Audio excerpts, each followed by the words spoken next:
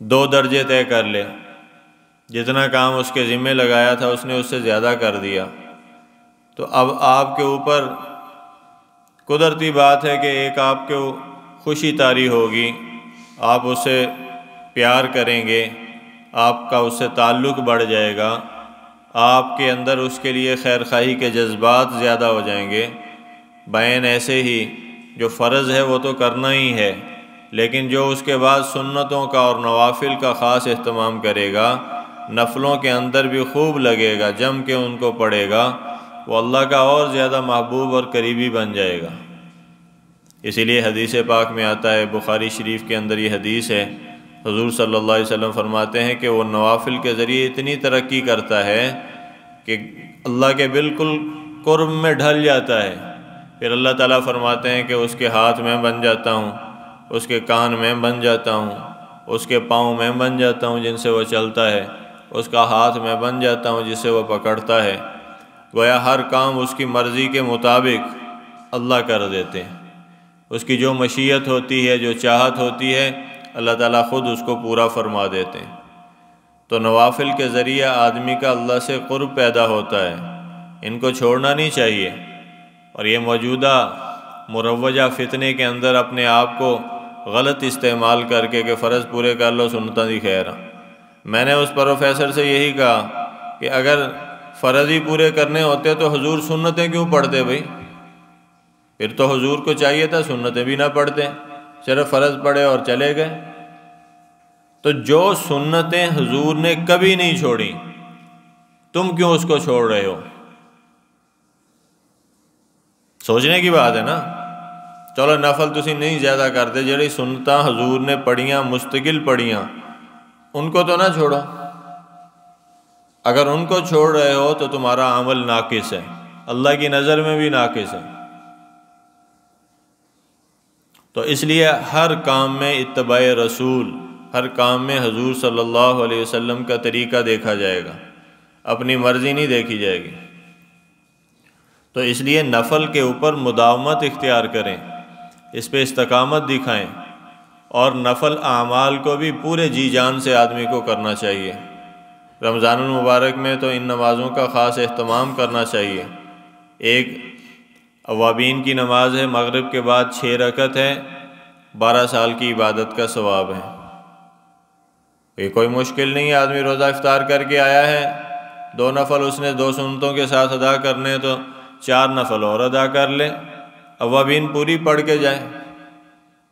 اور دوسری نماز تہجد کی ہے کہ روزہ رکھنے کے لیے اٹھنا تو ہے ہی ہے، جب آدمی بیدار ہو تو اس ٹائم تھوڑا سا کلی بھی کرنی ہے، ہاتھ منہ بھی دھونا ہے، وضو ہی کر لا، وضو کر لے اور مصلی پہ آ جا، جتنی دیر میں تیرا دسترخوان گھر والے لگائیں اتنی دیر میں 2 رکعت پڑھ لے، چلو 4 پڑھ لے، 6 پڑھ لے، کتنا ٹائم لگتا ہے؟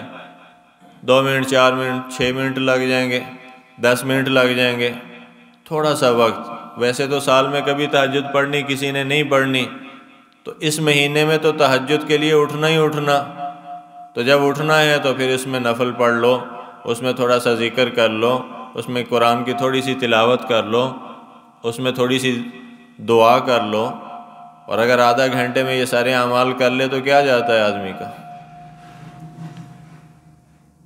رمضان المبارک اللہ سے قربت کو بڑھانے کے لیے آتا ہے، اللہ رب العزت سے تعلق کو مضبوط کرنے کے لیے آتا ہے۔ یہ مہینہ اللہ نے دیا ہی اس لیے ہے کہ اس مہینے میں ہم کچھ کر کے آگے بڑھ جائیں، کچھ کرنے والے بن جائیں، تاکہ پورے سال پھر وہ تقوی آدمی کو چلاتا ہے۔ ایک آدمی بیت اللہ میں جا کے گناہ سے باز نہیں آتا، تو بیت اللہ کے باہر جب جائے گا تو وہ گناہ اور زیادہ کرے گا، کیونکہ اس نے اس مقام کی لاج نہیں رکھی جس مقام پہ آ کے گناہ کو چھوڑ دینا بہت ہی آسان ہے۔ رمضان المبارک میں جو گناہ نہیں چھوڑے گا اور اس میں بھی کرتا رہے گا تو اس کے لیے اور کون سی گھڑیاں کہ جس میں اس کے لیے نیکی کرنا آسان ہو جائے گا۔ نیکی کا تو موسم بہار ہے، ماحول بنا ہوا ہے، دلوں میں تقوی اترا ہوا ہے، اللہ کی معرفت کی بارش ہو رہی ہے، ہر دم، ہر آن، ہر گھڑی، ہر پل قیمتی بن رہا ہے، اور صبح سے شام تک اللہ کی طرف سے رحمتوں کی برسات ہے، مچھلیاں تک حضور نے فرمایا کہ روزہ دار کے لیے دعا کر رہی ہیں، اللہ کی مخلوق دعا کر رہی ہے، چونٹیاں بلوں کے اندر اس کے لیے دعا کر رہی ہیں، آسمانوں کے مقرب پاکیزہ فرشتے اس کے لیے دعا کر رہے ہیں، اور جنت کے سارے دروازے کھلے ہوئے ہیں، جہنم کے سارے دروازے بند ہیں، سرکش شیاطین کو قید کر دیا گیا ہے، آسمانوں کے سارے دروازے کھل چکے ہیں، اللہ کی رحمت کے سارے دروازے کھل چکے ہیں۔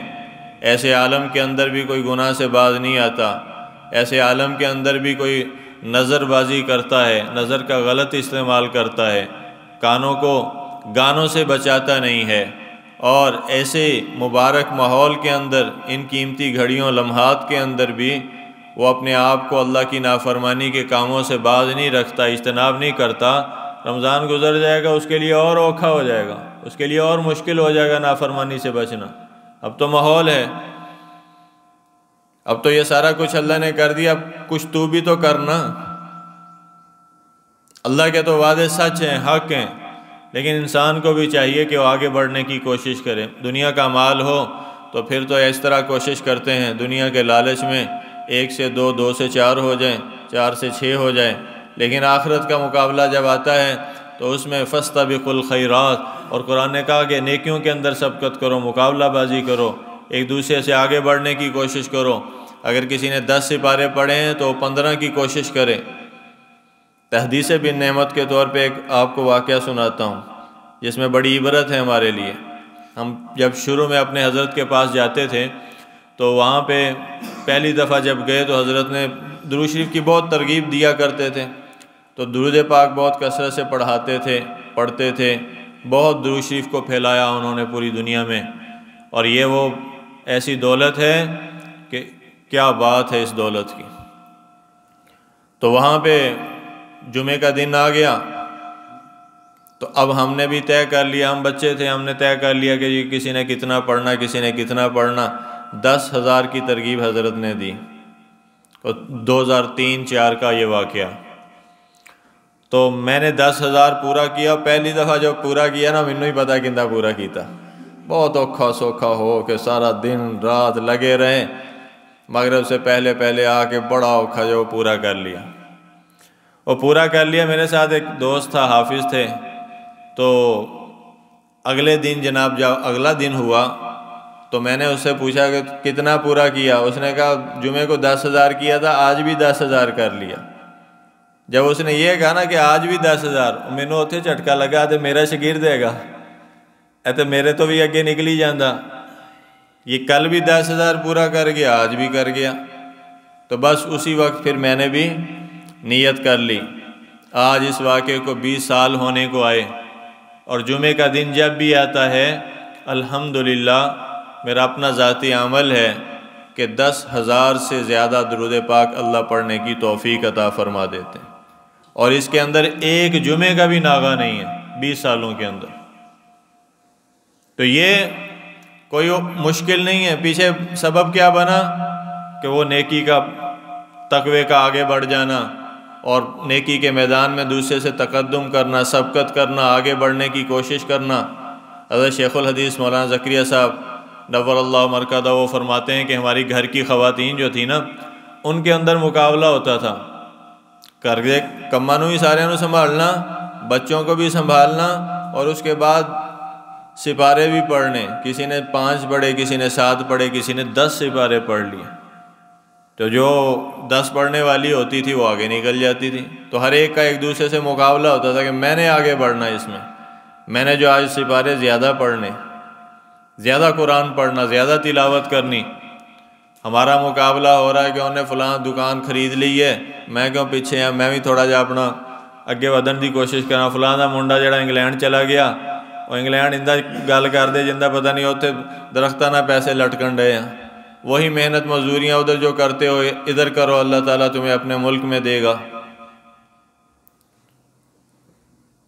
اور ہمارے حضرت فرماتے تھے وہاں رہو جہاں پہ دین کا فائدہ، دین کا فائدہ دیکھو۔ کتنوں کو ہم نے دیکھا کمانے کے لیے گئے، نہ اپنے رہے نہ گھر والوں کے رہے، زندگیاں بیت گئیں، نہ نیکی کی توفیق ہوئی۔ نیکی کی توفیق اس ماحول میں بہت مشکل ہے، بگڑے ماحول کے اندر، بے دین ماحول کے اندر، لادین سیکولر طبقے کے اندر رہ کر آپ کا اپنے دین پہ چلنا بہت ہی اور مشکل ہو جاتا ہے۔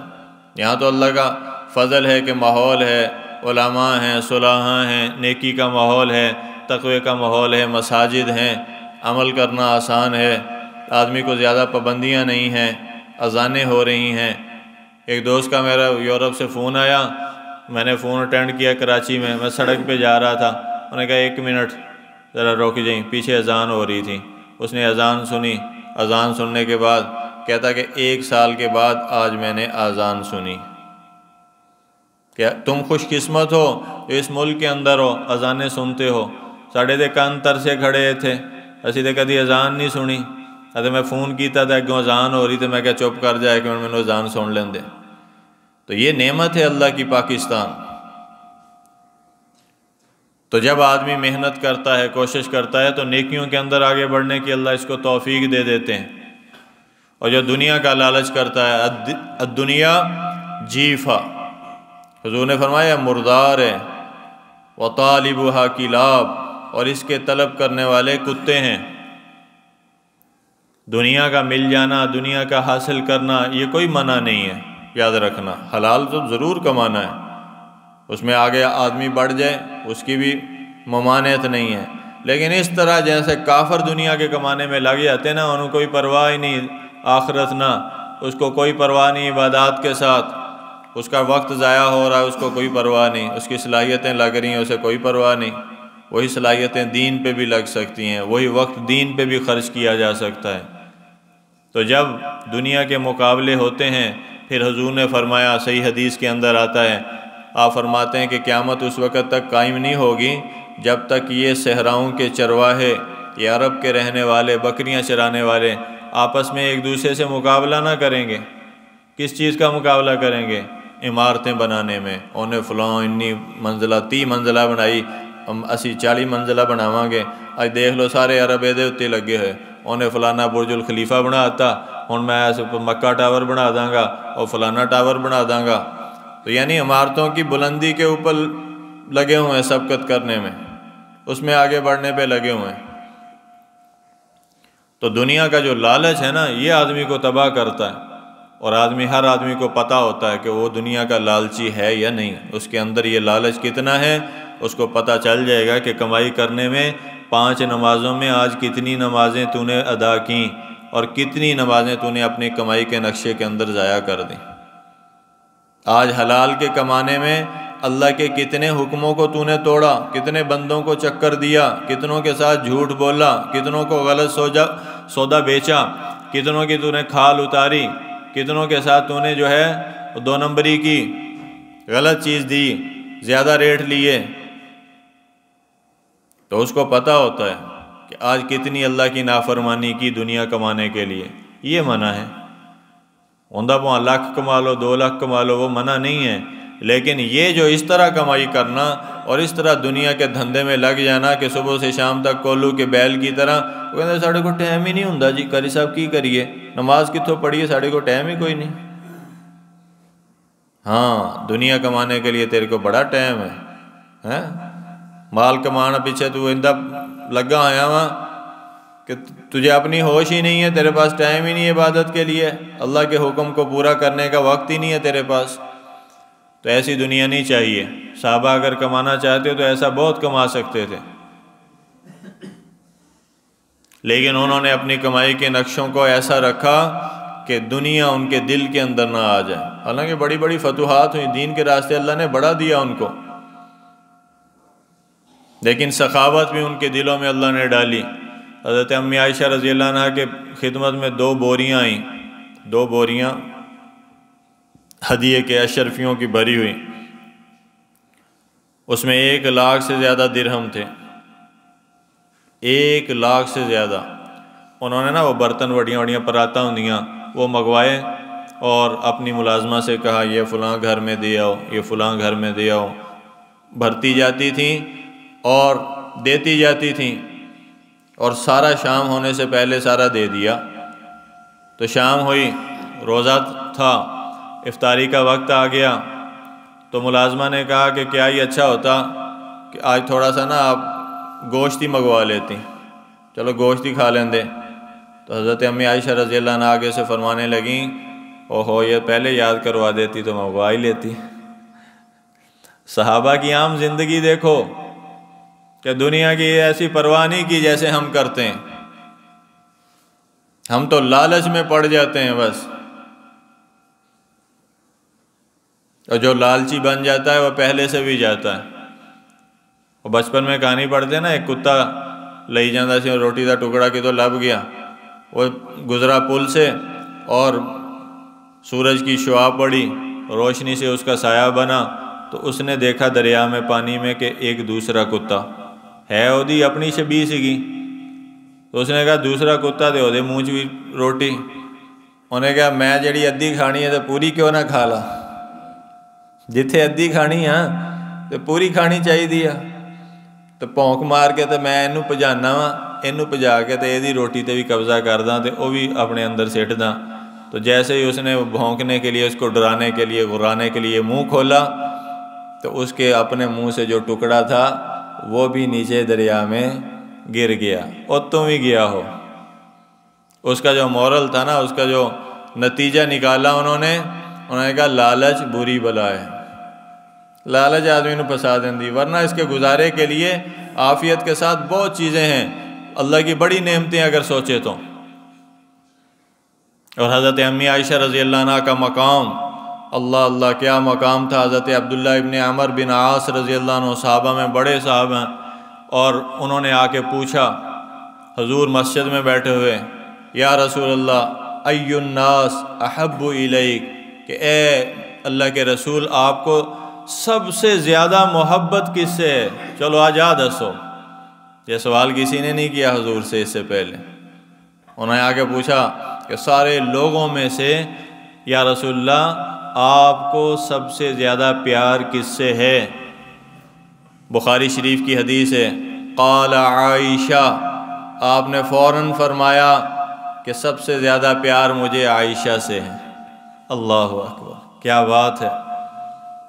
حضور صلی اللہ علیہ وسلم کی سب سے محبوب ترین بیوی، اور فرمایا کہ عائشہ کو تکلیف نہ دو، یہ میری واحد بیوی ہے کہ جس کے بستر پر وحی آتی ہے، قرآن اترتا ہے، اور کسی بیوی کے بستر پہ میں ہوں تو قرآن نہیں اترا۔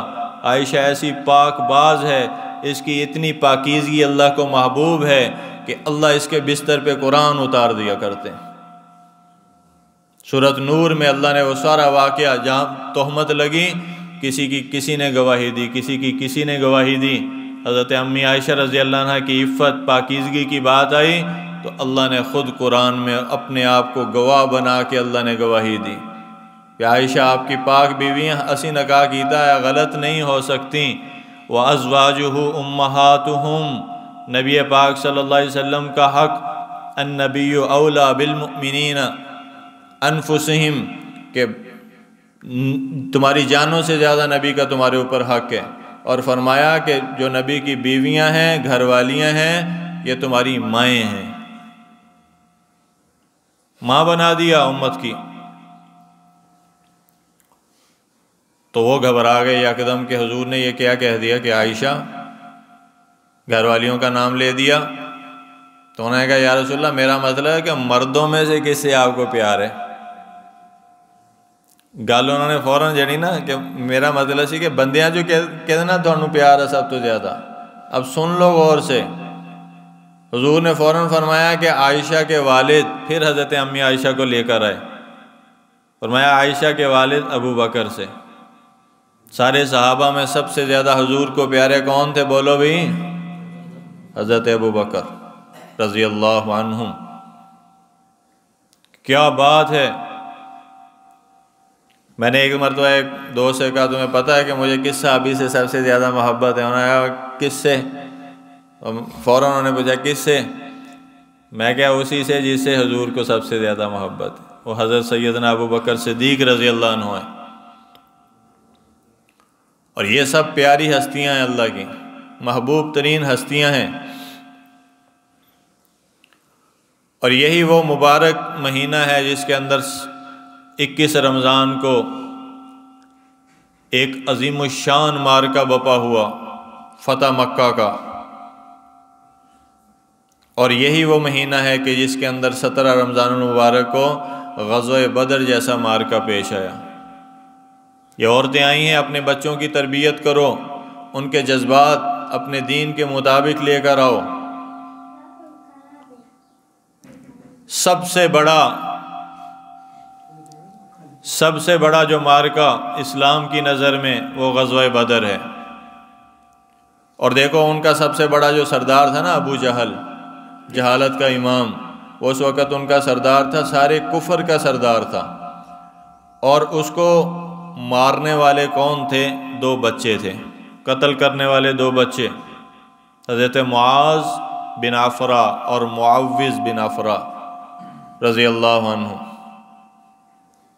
یہ دونوں بچے، حضرت عبد الرحمن بن عوف رضی اللہ عنہ کہتے ہیں کہ بدر کے میدان میں جنگ جاری تھی تو میں بھی لڑ رہا تھا، میں نے دائیں دیکھا اپنا گھبرا کے کہ کوئی ہوگا، تو دائیں دیکھا تو ایک بچہ معاذ، اور دوسری طرف دیکھا تو معوذ دوسرا بچہ۔ انہوں نے کہا لے ابھی میں تے سارے آستے دیکھدا سی ادھر ہی کوئی بڑا ہوگا، ادھر ہی ہوگا، دل میں تسلی ہوگی، اے دونوں بچیاں نے مینوں کی سہارا دینا۔ اتنے میں ایک آ گیا ان کے پاس اور ان سے کہنے لگا کہ آپ کو پتہ ہے کہ ابو جہل جو ہے یہ حضور کو بہت تکلیف دیتا ہے، وہ کافروں کا اس وقت سردار ہے، تو کتھے آہو؟ انہوں نے بتایا کہ وہ فلانے لشکر میں لڑ رہا ہے۔ اس نے دوسرے نے کہا کہ میں نے تو سنا ہے کہ اس کے بڑے باڈی گارڈ اگے پیچھے ہوندے آ۔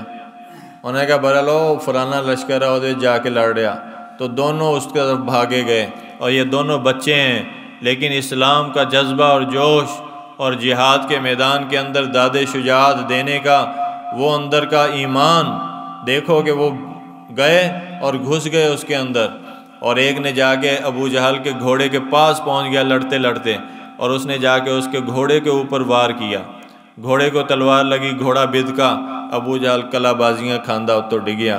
دوسرے صحابی حضرت معوذ وہ بھاگے گئے، انہوں نے جا کے اس کو تلوار ماری، ایسی تلوار ماری ایسا زخم آیا کہ اٹھ ہی نہیں سکا، لائن اتھے ڈگ گیا بدبخت۔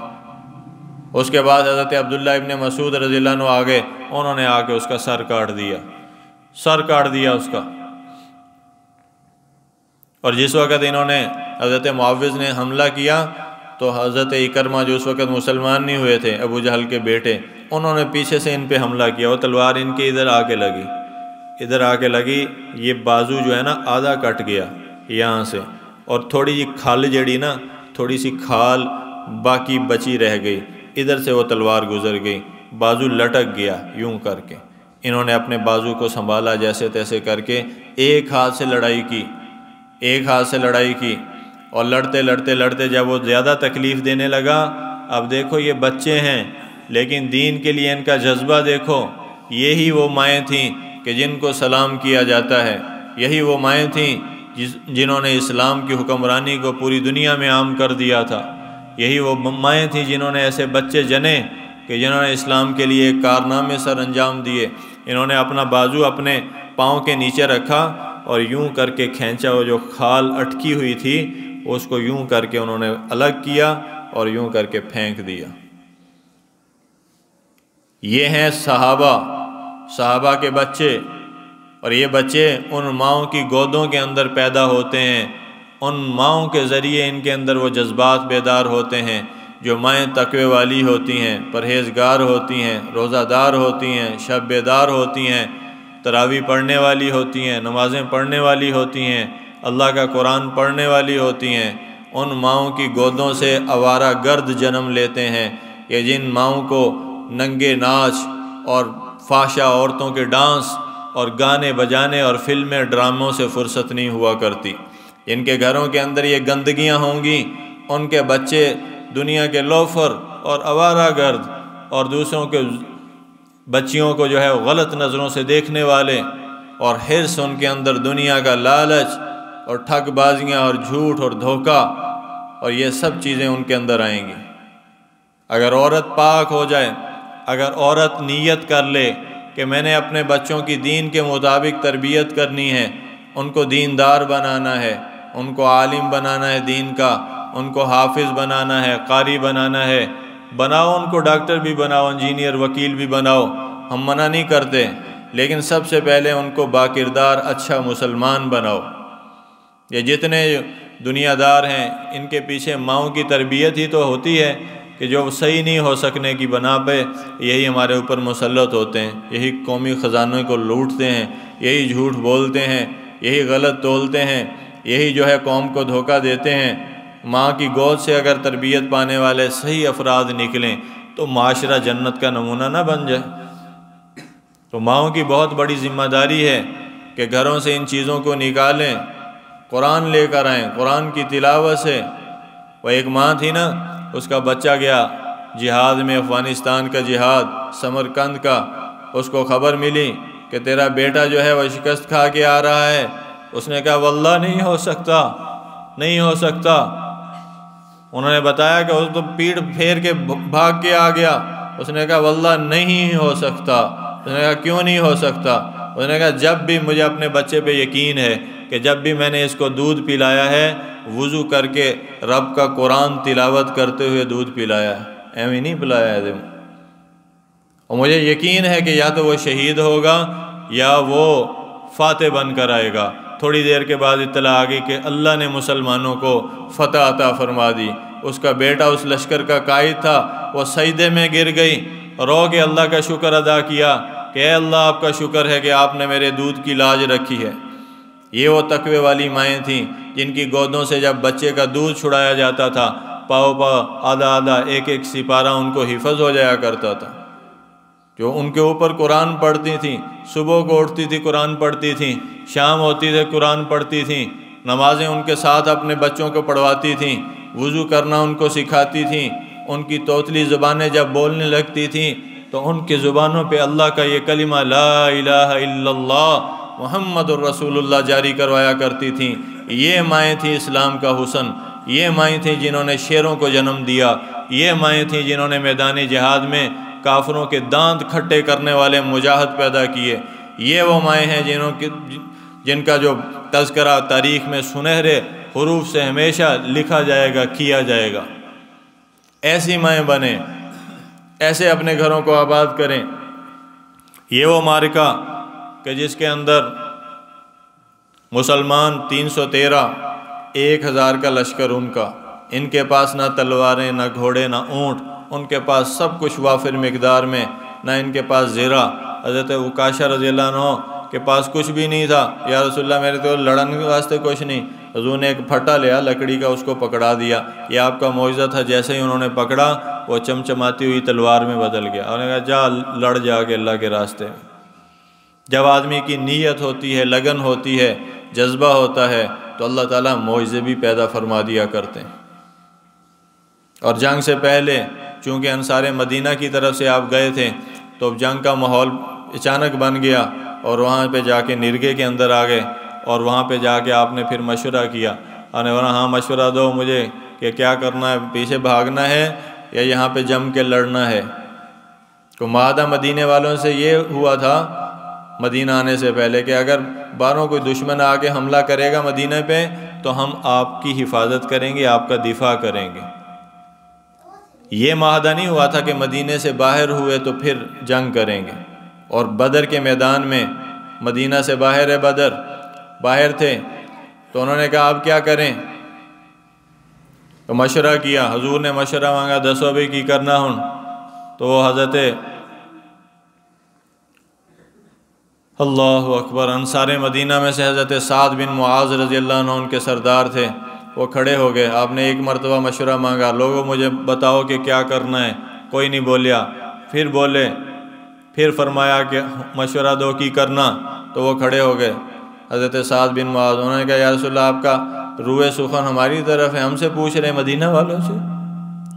آپ نے فرمایا کہ ہاں تم ہی بتاؤ گے، کیونکہ تمہارے ساتھ معاہدہ یہ ہوا تھا کہ مدینہ کے اوپر دشمن نے حملہ کیا، اٹیک کیا تو ہم آپ کی حفاظت کریں گے، مدینہ میں رہ کے لڑیں گے۔ بدر یہ میدان باہر کا آ گیا، اب باہر ہیں، وہ معاہدے کی تو خلاف ورزی ہے، تو اگر اب کہتے ہو تو واپس چلنا ہے تو واپس چلتے ہیں، اور اگر لڑنا ہے تو تمہاری مرضی ہے، بتاؤ کیا کرتے ہو، کیا کہتے ہو؟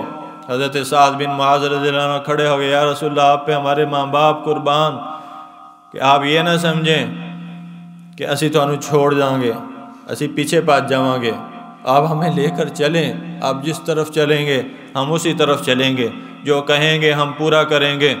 آپ اللہ کی قسم ہمیں لے کے سمندر میں کود جائیں، ہم آپ کے پیچھے سمندر میں کودنے کے لیے تیار ہیں، ہماری جانیں آپ کے ہاتھ میں بک چکی، جو کرنا تسی کرو، اسی تھوڑے نال ہے گئے۔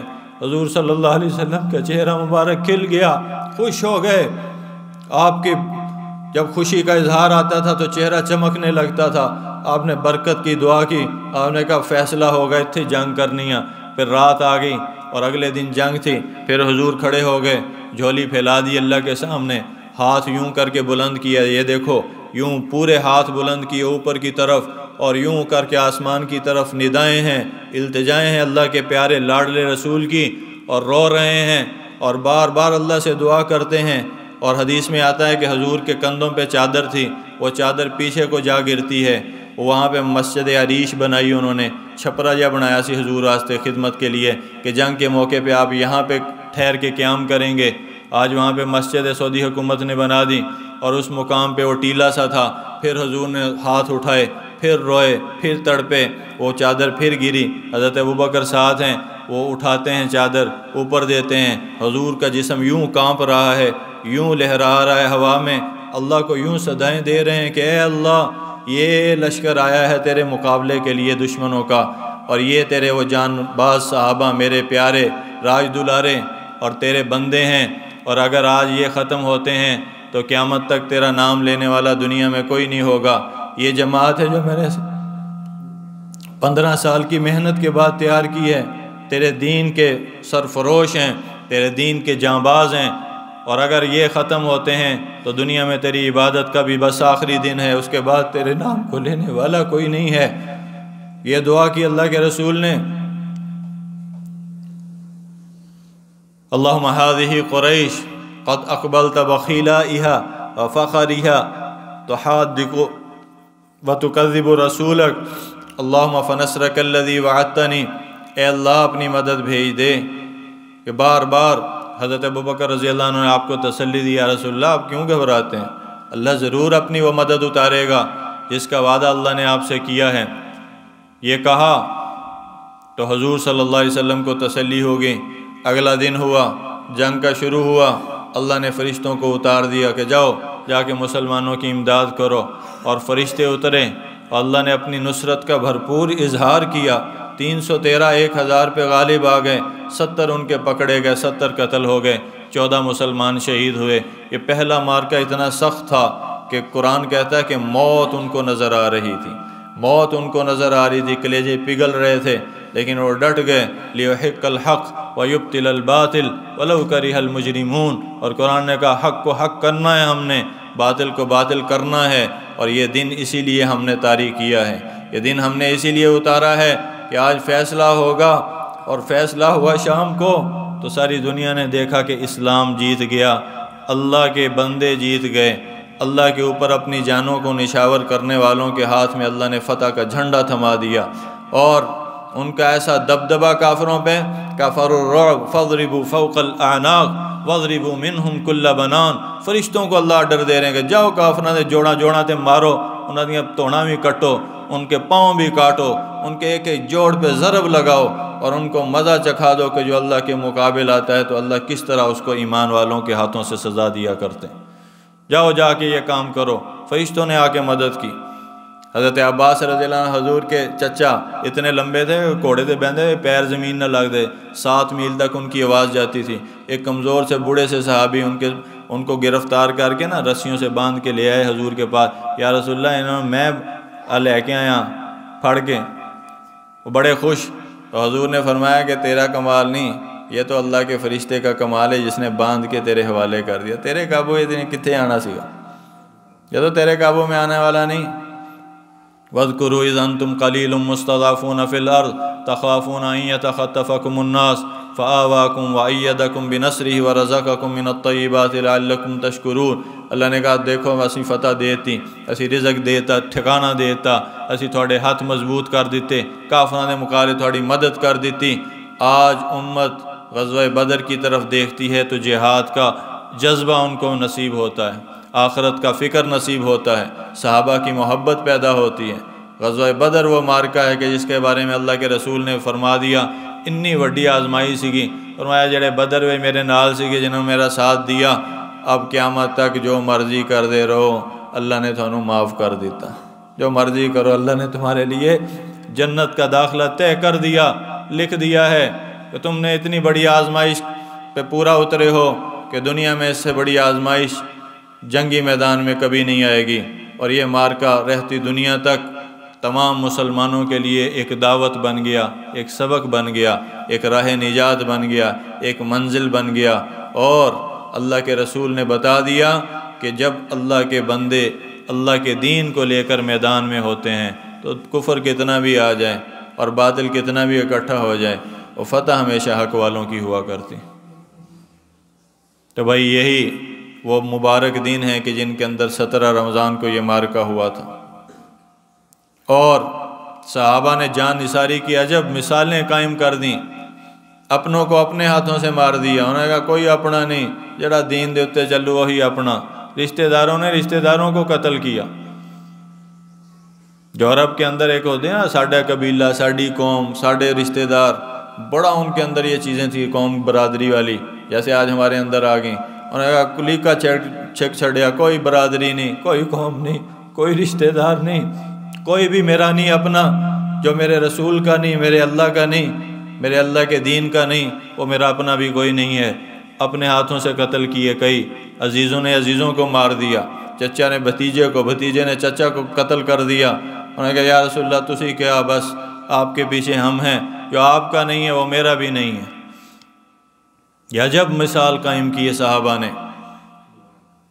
یہی وہ مارکہ ہے جہاں شکست آتی ہوئی کو اللہ کے رسول نے جب دیکھا تو یوں کر کے مٹھی بھری اور کنکریوں کی، اور آپ نے یوں کر کے کافروں کی طرف پھینکی، شاہت الوجوہ، اور آپ نے فرمایا، بخاری کی حدیث ہے کہ تمہارے چہرے بگڑ جان، تو وہ مٹی پھینکی۔